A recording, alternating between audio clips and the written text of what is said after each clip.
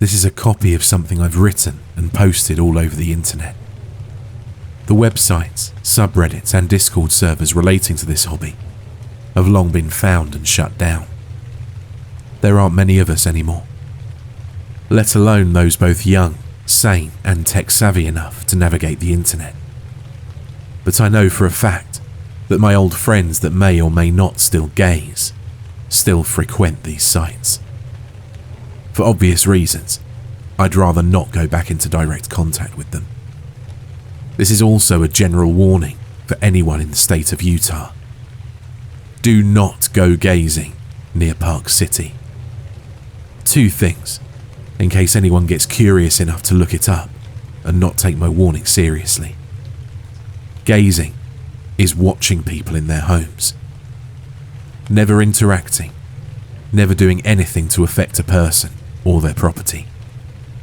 It's illegal, of course, but most of the people that gaze do so from outside of the property. They use this as a legal and moral excuse to justify their curiosity. Though most of the hobbyists claim that as long as you're on public property, you aren't breaking any sort of law by watching someone's house. And second, Park City is a place near Salt Lake City in Utah. High up in the mountains, it's a place prided as the home of the Sundance Film Festival. Which isn't the case anymore, but for a long time it was quite the claim to fame. And the Winter Olympics back in the early 2000s. The place has a lot of money invested into it, which leads to a lot of big, isolated houses among the mountains, where owners don't bother drawing the shades, or just as bad, ignoring that you can see their silhouettes as long as the lights are on, unless you have some very thick curtains in front of your windows. Gazing only has 3 rules that are actually quite outspoken. You only have a few hours to watch and wait for something exciting. You cannot leave any sort of evidence of your presence. You can never go back to the place you've already been. Gazing is a short-lived hobby, and it's well understood that anyone who breaks these rules or goes homeless trying to find new places to watch winds up jumping down the rabbit hole and getting caught. I never did. Not until last night. My idea was genius. Usually, I went up into the lower hills and outcrops around Salt Lake City itself, but it was a hard trip. Any time you gaze, it usually means an overnight trip to a specific neighborhood. That meant you either needed a car with nothing discernible about it, or rely on public transportation, which I often did. But a trip to Park City? Hell, I could drive up there myself and make a nice staycation out of it. Spending a week in a nice hotel, with 3 of the 7 days dedicated to a long trip, gazing down the mountains around town. The best part of it was that I had a way to make it almost too easy of an effort. The alpine slides. Basically, big, long concrete slides that wind down the mountain. Renting the wheeled cart needed to use the slides was expensive, but I didn't need one. Just the ticket up the chairlift. After a day of enjoying a nice hotel and some pretty fun local bars, I parked my car at the end of a certain neighborhood and took a bus back to the alpine slides. I took the last of the day up to the highest slide on the mountain. What I thought would be the most dangerous gamble of the night was jumping off of the chairlift and dashing into the forest, lugging my pack stuffed with slapdash camping essentials. My insides were in tight knots, but I managed to make the jump while the chairlift was near the ground. I got up and ran, not bothering to check if anyone had seen me. I dove, sliding into the bushes near the trees, and stayed still. I hadn't seen any cameras on the chairlifts, but I made a bet that if there were any, they weren't being watched particularly closely. I waited in the bushes for an entire hour, crawling east towards the neighborhood that I'd spotted on Google Maps. It was a long, winding neighborhood, marked with big houses. And this is how you know the people that owned them were loaded. Massive driveways. Best of all, the mountain seemed to slope in a way that I could comfortably and constantly walk downhill in the thick forest surrounding the houses, listening to music while I gazed. The sound of an engine came from behind me. I looked back, making sure not to move my body too quickly. A group of security guards rode on ATVs up the mountain towards the slide I'd just bailed from. I'd gotten high enough to see where the chairlift I'd abandoned ended up. A large concrete platform, with the slide stretching down towards the opposite side of the mountain. A few employees, I think of the nearby hotel, stood waiting for the security guards. I pulled out my binoculars and watched them. My entire body clenched when the group turned towards the forest I was hiding in. One of the employees shook their heads and said something that made the rest laugh. The guards went back down the mountain, while the hotel employees got to reap a pretty good benefit of their job, getting to slide down after every shift to clock out and go home. Shivering, I put my binoculars back into my pocket and risked standing up. I'd crawled far enough into the trees to be completely hidden, or at least I hoped so. This part of the journey, hiking a few miles towards the neighbourhood, was the riskiest part. Getting caught by the hotel would be bad, but getting caught near a public road that I could claim I was in the middle of jogging got me out of felony territory and towards a petty misdemeanor. But goddamn, it was a beautiful walk. Squirrels and birds seemed to be everywhere, and the scent of the alpine, a unique blend of fir trees, pines and sagebrush, was intoxicating. Even if I didn't see anything exciting when I gazed, this renegade hike through the mountains was more than enough of a thrill to make the trip worth it. A few hours later, I rounded a hill, and I was finally at my destination. It was pretty much a huge concave depression within the mountain that had large houses with even larger yards winding down through forests that were being overtaken by civilization. Meticulously sculpted pavements snaked down towards the west side of what I'll call the pit. Every quarter of a mile, a 3, occasionally 4-story house split off from the roads. It would have been a nightmare to navigate if there wasn't a consistent pattern on the leftmost neighbourhoods. A clear path of forest that would cover me, while also being directly across from many of the houses that wound down the pit. At the very end, and I double-checked this just to be safe, was a gate that led back down into a public park near Park City proper. My car was parked at the edge of said park. My binoculars came out from my pocket. The sun was still setting, and there was a stretch of hill that I needed to walk down to start on my path down the pit. In the meantime, I thought I'd get some preliminary gazing out of the way. There was only one house that had lights on that I could see from the top of the pit. I say house, but it was really a mansion, hosting a party that filled the entire yard, with a large pool, a hot tub, basketball court, and even 2 batting cages that took up a football field-sized section of land. People of all shapes, sizes and colours mingled, ate food and enjoyed the amenities. Nothing crazy or wild enough to warrant writing down at the time happened, but it was fun watching people have fun. After the sun started to set, the partiers began moving inside. I watched them go in, trying to see what was going on in the mansion, but I was much too far away and elevated to get a good look. I wondered if they were going to break out all the drugs after they went inside. I caught sight of a little girl in my binoculars, following her parents inside.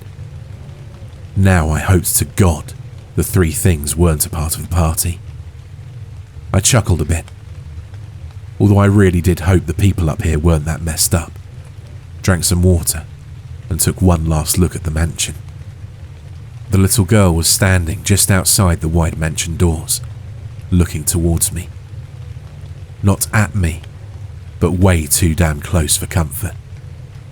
There's an excellent science and learning based channel on YouTube that I keep up with. One of their episodes had been about horror and paranoia. I bring it up because I remembered when I was looking through those binoculars that there was a popular theory that you knew when you were being looked at due to specific rays of light that can emit from someone's eyes when they look at you. It was the only way I could explain my certainty that the girl was looking right at me. She wasn't, or at least, I don't think she was. Even after everything that happened, I'm not sure. I am sure of the alarm that went off in my head that something was looking at me. Even if it wasn't the little girl looking towards the hills where I was hiding. The girl turned away, took a sip from the pouch of juice she was carrying, and walked into the mansion that now flooded with life and light. She closed the door behind her, and that watched feeling finally went away. I felt cold, and for the first time since picking up the hobby, doubt. It didn't take much to shrug off that doubt, but I wrote down what I'd seen. The other guys, and plenty of gals, believe it or not, would get a kick out of the creep factor. By then, the sun had finally finished setting, and true darkness was in the pit. All of the houses were lit up, and from where I was, it looked like a huge diorama of rich, tiny plastic neighbourhoods and forests. I took in the sights one more time before I took my night vision goggles out of my backpack and started climbing towards the snaking path of forests that led down to the opening in the pit that led out to my car. It took half an hour of walking to reach the first house, or rather, its backyard. People were much less likely to give their backyard surroundings any mind, even with drapes over the window, like I've said. And that was even in a really populated area. Walking through a thick forest with night vision goggles and a backpack full of food and wilderness survival equipment wasn't hard. What was hard was making sure I moved quietly. There are quite a few tricks to that, but I'm not sharing them. Despite everything I've said up to this point, I'm also going to tell you, with my whole heart, to not go gazing. At all. Besides the obvious moral reasons, what Reddit posts and blogs won't tell you is how often someone gets shot without even trespassing. Never mind being put on a register, depending on who's living in the house when you eventually get caught. But I won't lie to you. I didn't have that mindset until after I reached my car bloody, bruised and exhausted the following morning. When I approached the big wide backyard of the first home on my trail, I was excited to see what I could glimpse. The night vision goggles came off. I sat comfortably against the hill, and I gazed at the wildest party I've ever seen. The backyard wasn't that large, but it was full of games, food and drinks everywhere there was room. Pool tables, ping pong tables, and an inflatable sports area or bouncy house. People were drinking, chatting, and having an absolute blast. The house was a huge, angular glass box, marked with marble and granite, with a gigantic wooden patio, where even more people were sipping drinks and having fun talking to each other. I don't go to a lot of parties, but this would have been the exception. The only thing that seemed odd was the second story of the house. Smoke and coloured lights filled the air, and unclothed, sweaty people were flowing and undulating like the heavy wisps of smoke and incense that surrounded them. The entire sight gave me an excited, longing feeling. People were walking in and out of the house, greeting people they hadn't seen before constantly, and with drinks or food. I felt a genuine urge to sneak in and mingle, take advantage of the situation and have some fun. It was probably going to be my last gazing trip anyway, and there were a few people on the edge of the lawn nearest to me that were wearing the kind of clothes I had on. I probably could have done it. I slid my night vision goggles back on and turned away from the party. I had a few urges as I made my way around trees, leaves and bushes to go back. Lord knew that I wanted a reason to cut loose. Honestly, I still couldn't give you the exact reason why I ignored the party, other than that I was just too scared to be even a little more risky than I already had been. A quarter of a mile down the forest, I saw a small and cheap-looking apartment building made with red brick. 4 wide and obscured windows were evenly spaced out along its back side, though I couldn't see a door coming out from the small concrete patio or from the sides of the building. I settled down, sat against the hill, and gazed. After a few minutes of twiddling my thumbs and listening to music, a light came on from the top left window. A shape moved through the room, approached the window, then pulled it open. It was a blonde woman, in jeans and a t-shirt. After she'd slid the window open, she frowned and leaned out towards the backyard. "Hey, you!"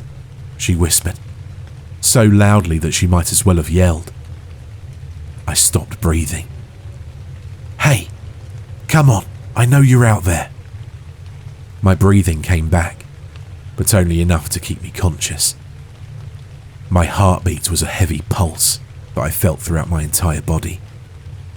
Panic was only held back by the fact she wasn't looking directly at me. Rather, she was looking all around the forest. She didn't know where I was, but she knew I was there. "Come on, please," she whisper-yelled, motioning towards the house. "We don't get hikers up here very often. At least tell me which trail you're heading towards." I didn't say anything. I didn't even blink. But she tracked me on the mountain. Maybe I'd set off some kind of alarm, even though I'd been keeping an eye out. "I'm gonna call the cops if you don't show yourself." I almost broke. I wasn't born with a silver tongue, but I figured that if I had to, I could have passed off as a hiker. Looking back, I probably would have, but even more than the alertness I felt at being spotted, there was an odd twist to my gut that I felt when I looked at the woman continuing to whisper, and at one point, even started a one-sided conversation trying to get me to reply. At the time, only one thing felt really off to me. Her room. Her room, or the room she was standing in at least, was completely empty. The walls were cracked and yellow, both from the old paint and the dim used bulb that hung naked from a simple plug in the ceiling. A string hung down from it. There was no light switch near the door, yet the light had come on before I saw any movement in the room. Very, very slowly, I started to move my way down the forest. The light in the room wasn't nearly strong enough to reach where I was, but I played it as safe as I could. She continued to whisper until I was almost out of earshot. This is one of the few things from that night that I don't vividly remember, but I would swear that after a certain distance, she stopped talking entirely. Just that when she went quiet, the light went off. Keeping my hands and legs from shaking was almost impossible. The only way I kept it together was a simple fact. If I was being tracked or had been spotted, I needed to keep an eye out for anything that would give that, or me, away. It felt like hours before I saw the next backyard, but it must have only taken me 15 or 20 minutes. Light suddenly shined in my eyes so brightly that I yanked off my night vision goggles and stared at the ground. All I could see was a pulsing red and white. "Freeze!" I heard the man shout from where I'd seen the house. "Put your hands where I can see them." The red and white flashing in my vision became tinted with blue as my sight came back. Floodlights and police cruiser lights spinning on top of cars marked Park City Sheriff's Department.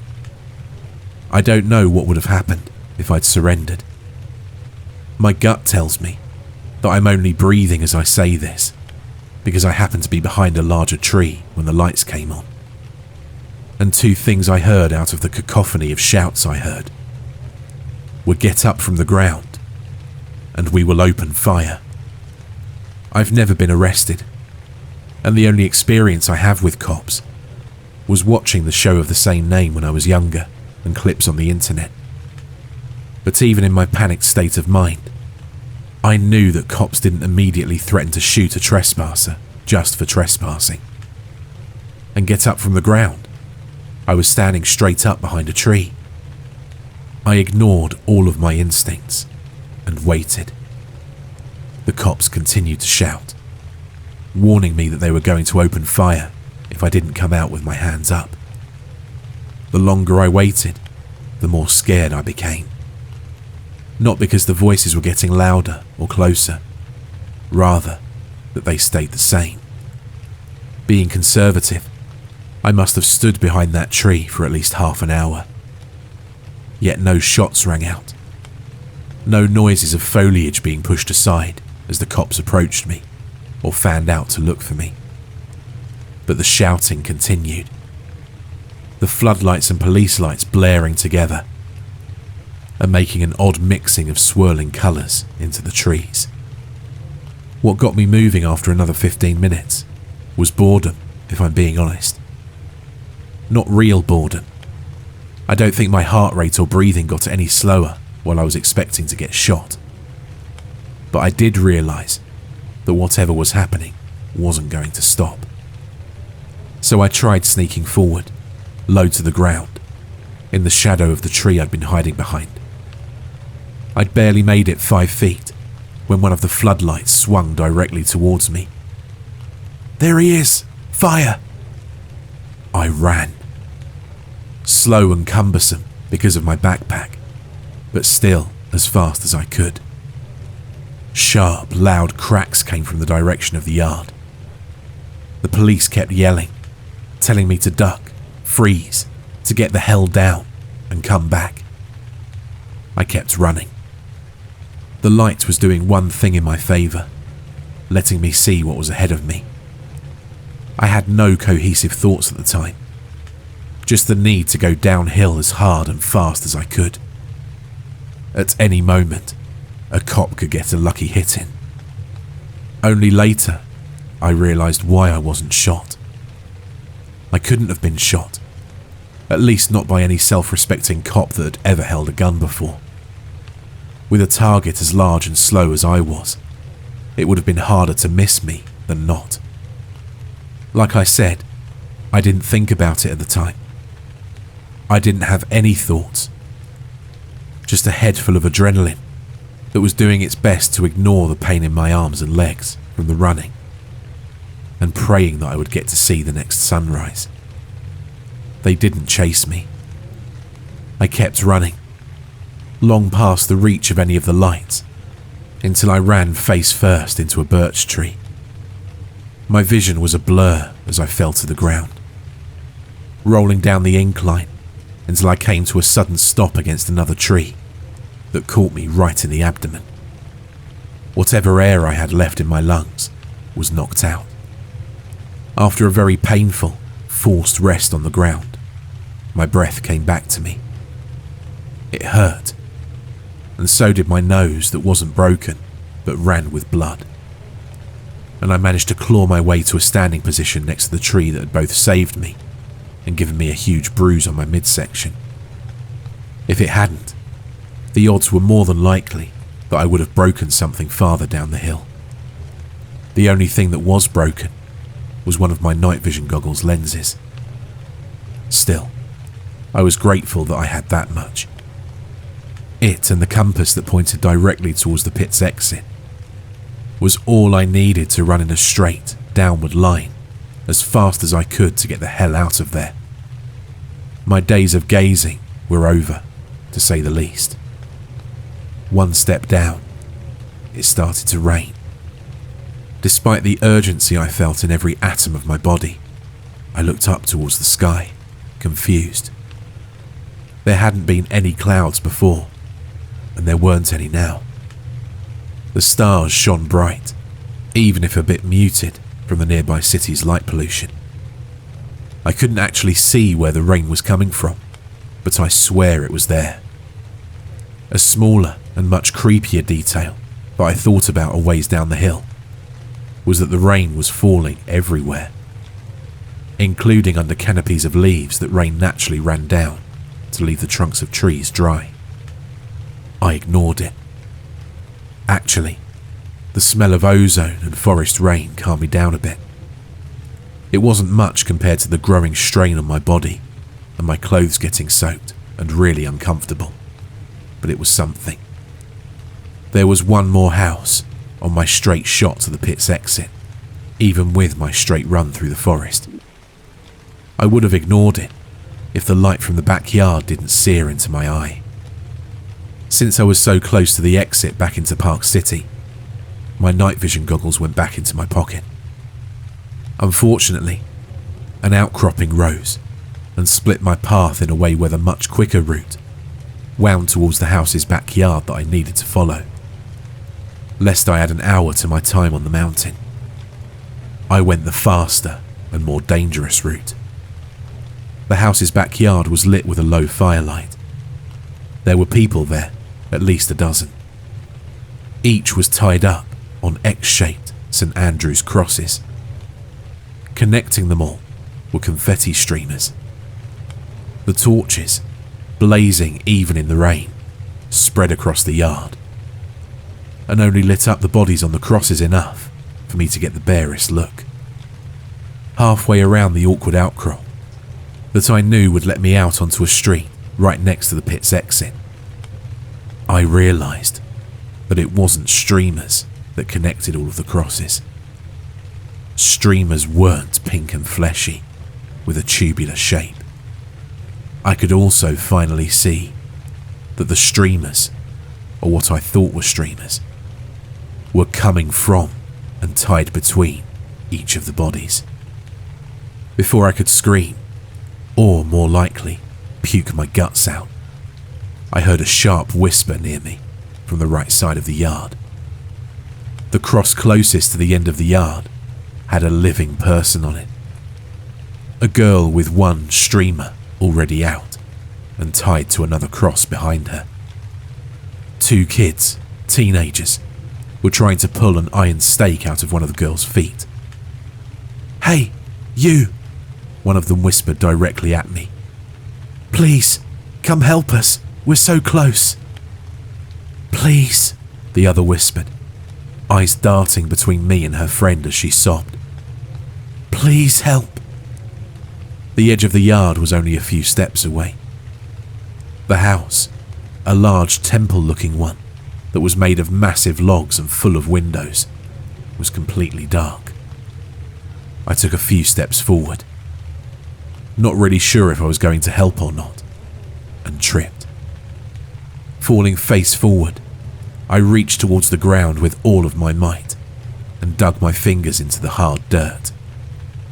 One of my nails ripped off, but I slowed to a crawl mere inches from the edge of the yard. I had to bite down on the cuff of my jacket to keep from screaming. When I looked up, the kids were both staring at me with a hunger and anticipation that was so powerful that they were smiling and holding their breath as they watched my hand, so near the border between the yard and the forest, with an eagerness that I'd never seen before or since. The girl tied to the cross looked the same way, only she was smiling ear to ear. Her eyes glowed in the firelight as she looked at me. I scrambled backwards up the hill and ran again, this time not even bothering with the night vision goggles. I ran, and then I ran some more. Rain and tree branches scraped at my hands and face as I stumbled through the forest. Eventually, I spilled out onto a black paved street. Ahead of me, with only one phosphorescent light to see it by, was a concrete guard post next to an iron gate. that passed through the lowest edge of the pit. I'd made it. Next to the gate, on a grassy hill that sloped down from a mansion I could barely see, even with the night vision goggles, was my car. Same colour, license plate, everything. There was no doubt that this was my car. I took a few shaky steps. Then I stopped in the middle of the street. I pulled my keys out of my pocket and hit the lock button. Far to my right, past the iron gate, there was a distant honk as my car signalled it had been locked. "Nice try," I whispered, not even hearing myself. Looking back towards the pit, which now towered in front of me, I couldn't see anything of what I'd passed before, except for a house on the opposite side of where I'd climbed down from. Lights were flashing from the inside, red lights that looked like flames.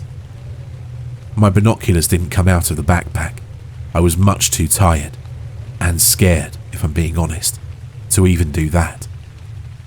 But I would swear that the girl I'd seen at the party through those same binoculars at the top of the pit, the one that was the last to enter the only normal house I'd seen throughout the night, was there, watching me. I climbed over the iron gate, found my real car, and got the hell out of there. I haven't been up to Park City since, nor do I intend to set foot near the place. All I did was double check the Google images of the pit, only to see that none of the houses I'd seen matched the houses that were on the satellite images. Beyond that, my gazing days are done. My story is far from the only strange one that you'll get from talking to homeless people or vagabonds on what they've seen come out of voyeurism. But no one would believe my story, so I'm posting it here. Don't go gazing near Park City. Or, better yet, don't go gazing at all.